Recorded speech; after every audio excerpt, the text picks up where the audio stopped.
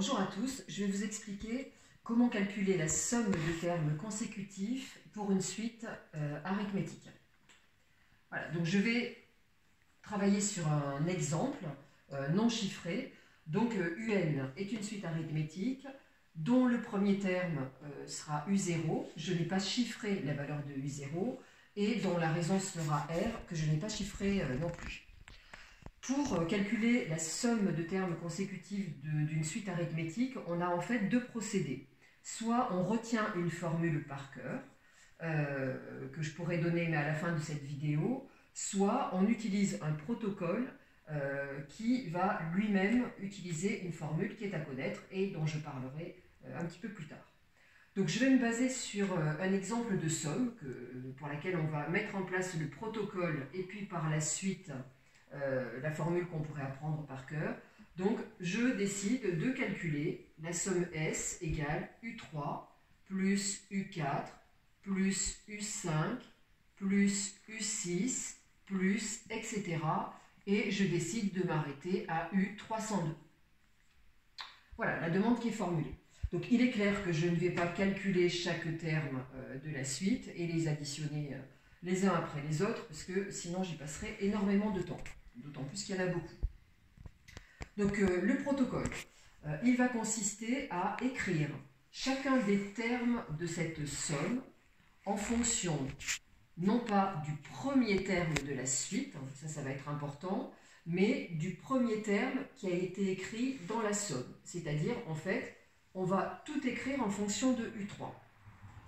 Ça veut donc dire que à la suite de ça, je vais écrire S égale U3. Donc, au lieu de U4, je vais mettre U3 plus R.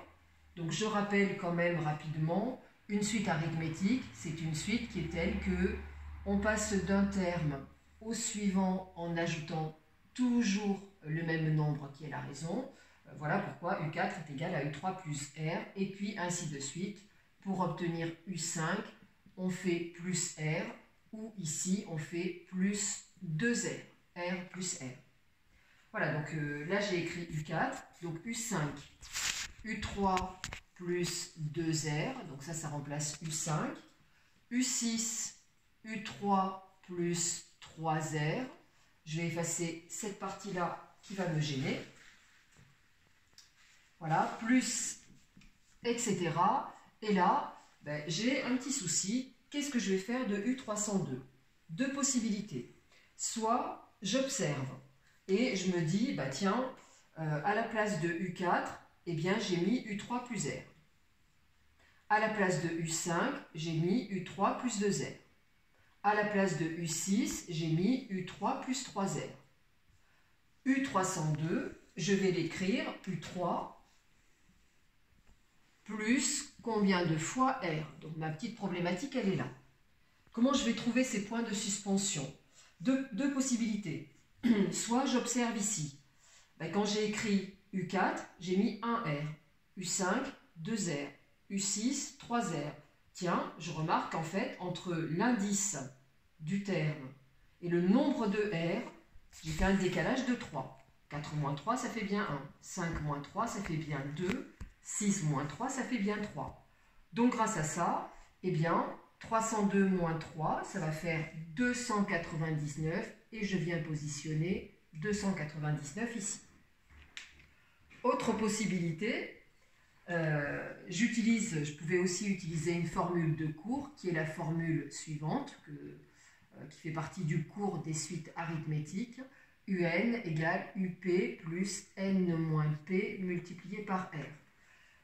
Ça, c'est une formule de cours qui est absolument à connaître parce qu'on l'utilise quand même très souvent. Et grâce à cette formule-là, eh bien, j'en déduis que U302, eh bien, je le réfère à U3, c'est U3 plus 302 moins 3. Et 302 moins 3, eh bien, ça fait exactement le fameux 299 fois R. Donc, en fait, pour obtenir cette fin ici, j'ai deux façons de faire. Soit j'utilise la formule de cours, soit pas à pas, je regarde ce que j'ai fait et j'en déduis l'utilisation en fait de cette formule. Voilà, je vais effacer tout ça pour pouvoir continuer.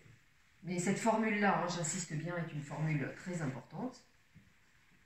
Voilà. Donc, une fois que j'ai fait ça, une partie du plus compliqué est faite.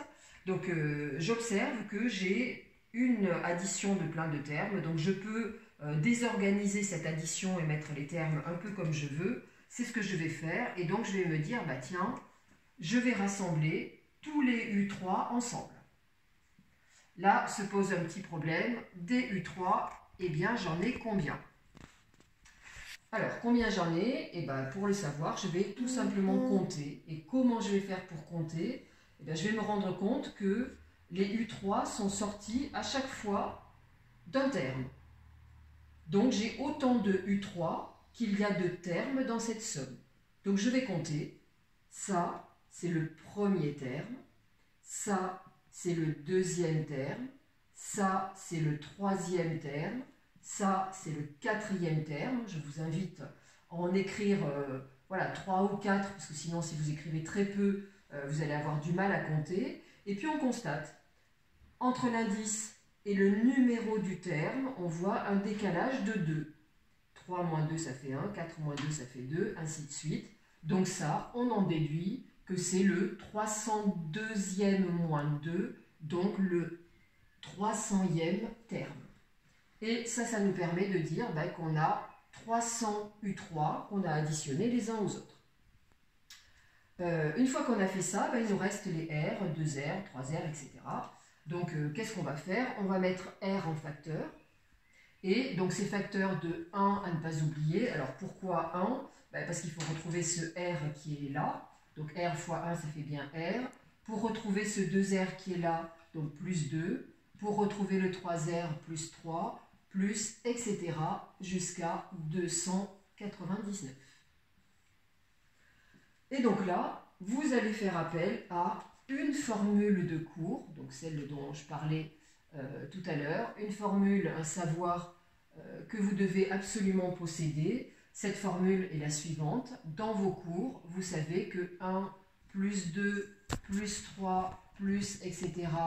plus n, eh bien, donc somme des entiers qui se suivent en partant bien de 1, c'est impératif, jusqu'à un entier n, eh bien c'est n facteur de n plus 1 sur 2. Donc j'ai en fait exactement cette somme-là, ici, avec, donc ça part bien à 1, plus 2, etc. Et mon n qui est là, eh bien ici en fait, il représente le nombre 299. Donc, grâce à cette formule, que j'efface de nouveau, mais là aussi, il y a vraiment deux formules impératives sur le cours concernant les suites arithmétiques. C'est celle-ci et le un égale up plus n moins p fois r, qui en fait ce sont les formules qui gèrent tout le cours. Eh bien, grâce à cette formule, je vais en déduire que S est égal à 300 multiplié par U3 plus R multiplié par, eh bien là j'applique N, donc 299, multiplié par 299 plus 1, c'est-à-dire 300, divisé par 2. Voilà, et une fois que l'énoncé m'aura donné le premier terme U0 et la raison R, eh bien je vais pouvoir chiffrer cette somme-là. Donc par exemple, si dans l'énoncé, je viens rajouter U0 est égal à, admettons, allez, je vais rester très simple, 2, et puis R est égal à 3, qu'est-ce que je vais devoir faire? Je vais devoir calculer U3.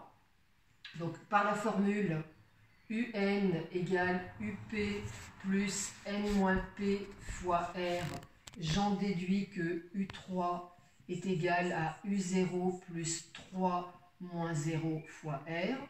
Donc U3 égale U0, U0 ça fait 2, 3 moins 0 ça fait 3, donc 2 plus 3 fois 3, ce qui donne donc 11.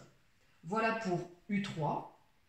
U3 est égal à 11, R est égal à 3. On a là-dedans tout qui est absolument chiffré et qui nous permet en fait de terminer et de chiffrer cette somme S, ce que je vous laisse le soin de finir. Voilà, donc j'espère que cette vidéo sur le protocole vous aura paru claire. Je vous ai parlé tout à l'heure d'une formule toute faite permettant de calculer une somme. Ça veut donc dire que je vais effacer toute cette partie-là. Voilà. Et en fait, je vais même effacer ici et je vais le réécrire. Voilà, donc j'enlève mon exemple. On avait donc, j'avais proposé la somme S égale U3 plus U4 plus U5 plus U6 jusqu'à U302. Donc j'ai une formule qui me dit que une somme de termes consécutifs d'une suite arithmétique, hein, il est impératif que la suite soit arithmétique, sinon ça ne marche pas. Donc je le réécris ici, d'une suite arithmétique. Eh bien, c'est égal au nombre de termes écrits dans la somme,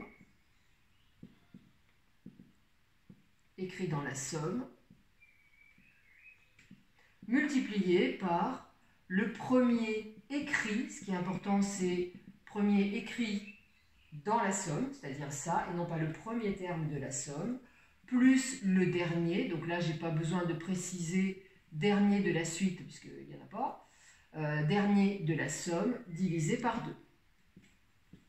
Donc, si j'applique cette formule-là, alors quand j'applique cette formule, il est impératif de la citer, parce qu'elle n'est pas toujours donnée dans les cours, le protocole est donné, donc cette formule, voilà, il faudra la mettre en évidence avant. Donc grâce à ça, ça veut dire que ma somme S, alors nombre de termes écrits dans la somme, ben, il va falloir que je les compte. Donc je vais refaire ce que j'avais fait tout à l'heure. Ça, c'est le premier, ça, c'est le deuxième, ça, c'est le troisième, ça, c'est le quatrième, et il est important de ne pas aller trop vite et de vraiment les compter. Je constate un décalage de 2 entre l'indice et le numéro du terme sur lequel je suis. Et donc ça, c'est le 300e terme. Donc des termes, ben, j'en ai 300.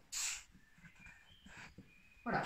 Multiplié par ben, le premier écrit, c'est U3. Le dernier écrit, c'est U302. Et je divise ça par 2. Et pour finir ce calcul, eh ben, c'est pas compliqué.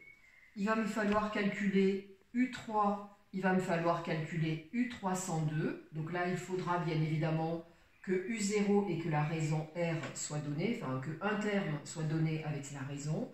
Et pour les calculer l'un et l'autre, ben, j'utilise la formule UN égale UP plus N-P fois R. Et si U0 m'est donné, eh bien j'en déduirai que U indice 3, c'est U0 plus 3 moins 0 multiplié par R, donc 3R, et que U302, c'est égal à U0 plus 302 moins 0, donc 302 fois R.